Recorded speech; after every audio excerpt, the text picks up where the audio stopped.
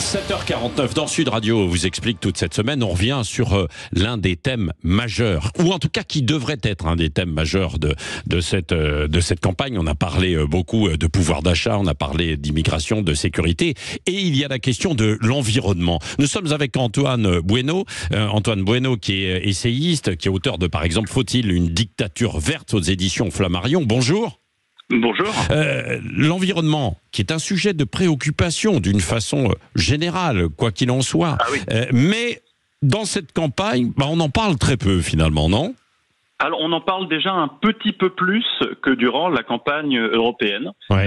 Notamment au travers de l'enjeu énergétique qui a été mis en avant par le RN avec cette fameuse proposition qui serait absolument mortifère dans la lutte pour le climat et contre les émissions de gaz à effet de serre, qui consisterait à faire passer la TVA des carburants au taux réduit, donc à réduire par la fiscalité le prix des carburants.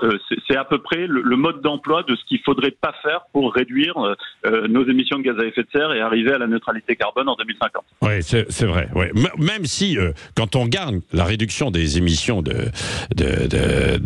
CO2, bien sûr, en Europe, par rapport à beaucoup d'autres pays, depuis des années, on est quand même parmi les champions, quoi.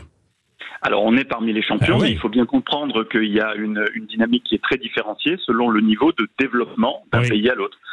C'est-à-dire qu'il y a quelque chose qui est assez inéluctable et structurel. Plus un pays est développé, vous avez cité l'Europe, mais il y a un exemple qui est extraordinaire et que les gens ne connaissent pas, ce sont les États-Unis, qui l'année dernière ont réduit leurs émissions de gaz à effet de serre de plus de 4% en faisant une croissance économique de 2,5%, une augmentation du PIB, ça nous fait rêver en Europe, de plus de 2,5%, et en même temps une réduction des gaz à effet de serre, pas encore suffisante, mais quand même substantielle. Donc ce que je veux vous dire, c'est que vous avez raison, c'est l'Europe, mais c'est plus globalement les pays développés. Quand on arrive à un certain niveau de développement, on a les moyens de se décarboner. C'est ça qu'on observe. Oui, c'est vrai.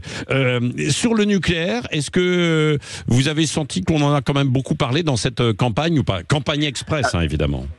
Alors, qu'est-ce que ça veut dire beaucoup parler ? De quel sujet a-t-on beaucoup parlé ?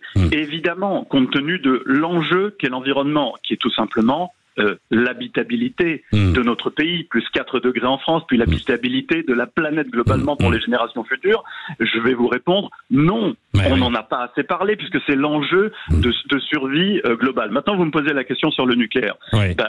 C'est peut-être la question dont on a le plus parlé avec cette espèce de polarisation pour le nucléaire, contre ou pour les éoliennes, donc les énergies renouvelables plus à gauche et le nucléaire plus à droite, avec un RN qui dit vouloir tout miser quasiment sur le nucléaire, ce qui serait absolument impossible techniquement compte tenu de l'augmentation de nos besoins en électricité dans les décennies qui viennent. Et puis de l'autre côté, un nouveau Front populaire dont on ne sait pas très bien ce qu'il veut faire du nucléaire, si ce n'est qu'il veut revenir sur une mesure de simplification qui visait à accélérer le lancement des nouveaux projets de réacteurs qui était une réforme sur le régulateur du nucléaire.